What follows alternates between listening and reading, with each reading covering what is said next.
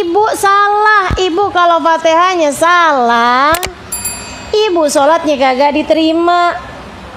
Karena Fatihah itu bacaan wajib dalam sholat. Ayo ulangin lagi sama dia. Salah juga. Nah udah mama, lidahnya nih udah kaku ya, udah susah. Diajarin lagi, nggak bisa juga, sampai si santri kesel. Ya namanya orang ngajarin orang nggak bisa tuh emang nyebelin, Bu. Saya tahu rasanya.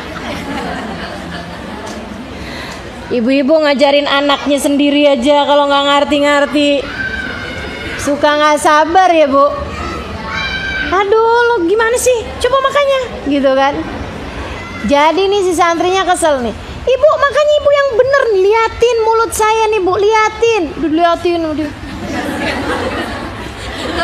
Nggak bisa juga. Kesel. Akhirnya santrinya marah-marah, ibunya juga kesel. Ah, udah. Nggak mau lagi saya belajar. Susah bener sih. Si ibu keluar. Si santri ini juga keluar. Serius sekalian saya muliakan. Antri ini kesel juga keluar nih, ikutin si ibu ini. Maksudnya keluar gitu dari ruangan. Nggak lama kemudian si ibu ini emang kampungnya di seberang ono. Dia mesti lewatin sungai kalau mau ke kampungnya. Jembatannya jauh. Si ibu ini mau udah biasa, hatinya bersih sama Allah, dikasih karomah. Jadi begitu dia mau nyebrang, emang udah biasa dari kemarinan. Dia tuh kalau mau nyebrang itu, dia cukup baca Fatihah, nyebrang deh tuh di atas jembatan, di atas laut, di atas sungai. Jalan aja di atas sungai, nggak pakai kena basah. Dia punya karomah dengan sebab baca Fatihah. Padahal si Fatihahnya kagak fasih juga. Hatinya bersih. Jadi begitu nyampe depan sungai, dia bilang, ya Allah, Fatihah. Jalan itu, Bismillahirrahmanirrahim, alhamdulillahirrahmanirrahim. Naik di atas sungai. Si santri ngeliatin, ini sih bukan cuman Fatihahnya nggak diterima, buat sholatnya nggak diterima. Bahkan Fatihahnya sudah menjadi sebuah karomah. Si santri bilang, ya Allah, nyeselnya saya udah marah-marahin tuh ibu.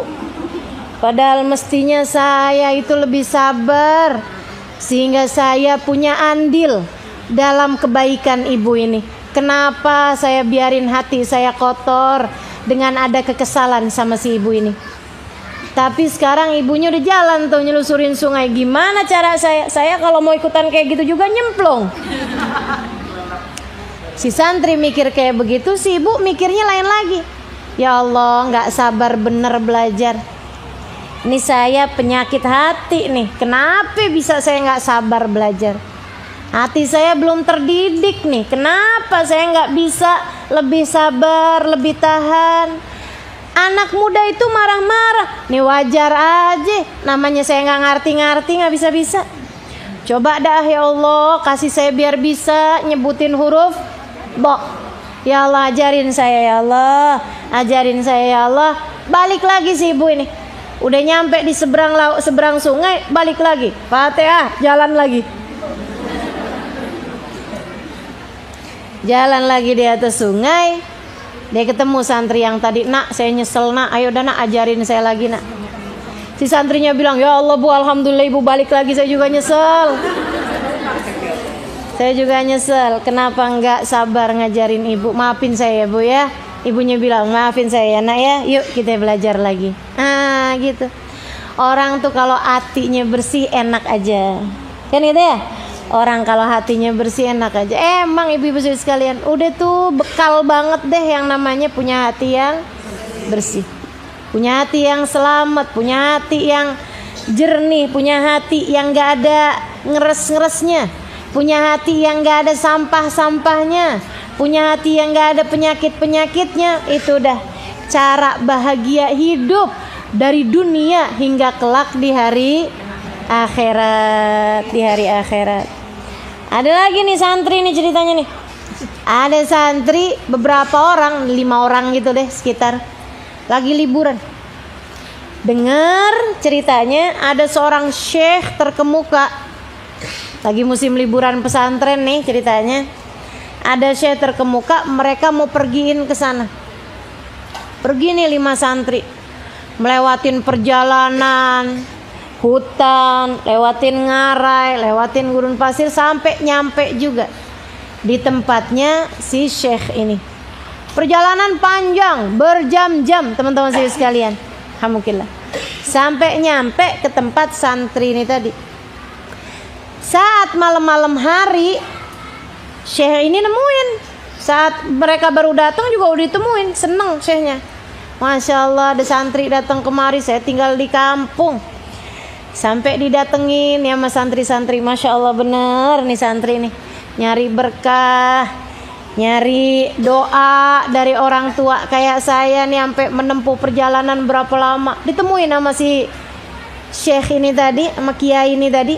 Ditemuin enak, seneng gitu ya. Dijamu, kasih makan nih apa segala macam. Waktunya waktu sholat, datang waktu sholat isya, si syekh ini ngimamin. Si santri dengerin bacaan Fatihah, bacaan suratnya kagak fasih. Habis kelar, begitu pulang, begitu masuk kamarnya masing-masing, si santri-santri ini pada ngobrol nih. Lo gak denger tadi hurufnya salah loh, mustaqim dibacanya mustaqim, kayak kurang kof gitu. Iya, yang bo juga tuh kurang tebel boknya. Ada tasdid juga tuh kayak samar-samar, iya kah tuh nggak iya kah gitu. Iya bener. Waduh, sholat kita nggak sah nih. Yuk kita sholat lagi. Kurang ajar nggak tuh? Santri nih namanya juga santri, baru belajar. Kalau orang baru belajar tuh suka rada-rada sok tahu. Ya, teman-teman saya sekalian, mudah-mudahan nih biar kita nggak pernah jadi orang-orang yang sok tahu. Udah, kita dapat ilmu. Teman-teman dengar dari saya, hukum begini begitu. Ngadepin orang yang berbeda biarin aja. Mikirnya gini, kali-kali ada pendapat lain yang mungkin Ustazah Lima nggak sampaikan, kan gitu ya. Jadi mungkin dia ngambil pendapat yang lain tersebut. Gitu aja. Lagian yang namanya ibadah makan cara. Kalau Allah terima, mau apa lagi? Ya begitu. Biar kata orang bacaan Fatihahnya nggak sah, kedengarannya nggak fasih segala macam. Nah kalau kemudian Allah terima, kita mau apa coba? Kita udah bacaan fasih sampai boain semuanya udah kita baca bener. Kalau Allah ngelihat hatimu kotor, hatimu nggak khusyuk, hatimu nggak bener, Allah nggak berkenan menerima, mau apa juga kita? Bisa apa kita? Ibadah ini kan adalah jalan menuju ridhonya Allah, dan kita nggak pernah tahu Allah ridho sama kita itu karena apa. Jadi teman-teman saya sekalian, si santri ini sholat lagi. Nih santri berlima nih. Yaudah deh, saya deh yang jadi imam, kan saya yang paling fasih. Iya deh, lo deh yang jadi imam. Sholatlah mereka lagi di kamar ini yang disiapin sama si syekh tadi ini. Saudara-saudariku sekalian, pagi-pagi hari mereka bingung waktunya sholat subuh. Gimana nih kita nih? Ya udah deh kita jabar khotir. Tahu jabar khotir gak? Jaga hati, jaga perasaan orang. Jaga perasaan orang itu juga bagus, ya. Dia bilang kita jaga perasaannya si syekh, jangan sampai dia sakit hati kalau ngelihat kita sholat sendiri nggak jamaah sama dia. Oh ya udah, kita ikut nih jamaah sama syekh. Iya kita ikut. Ada murid-murid yang lain juga, tapi imamnya si syekh. Habis saya sholat nanti kita ulangin lagi. Wah, habis selesai sholat, selesai baca-baca zikiran, pada masuk deh tuh ke dalam. Mereka kemudian sholat lagi.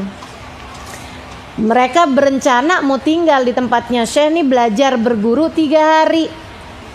Tapi ketika mereka dengar si syekhnya ini bacaan kurang fasih, bacaan Qurannya kurang fasih, mereka bilang, dah kita pamitan pulang aja.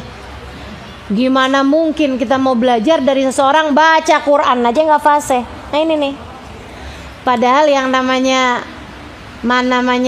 urusan ibadah itu Allah tuh nerima itu, innallaha la yanzur ila suwarikum wala ila absyarikum walakin yanzur ila qulubikum. Allah nggak lihat dohir kalian, Allah nggak lihat fisik kalian, yang Allah lihat adalah hati kalian.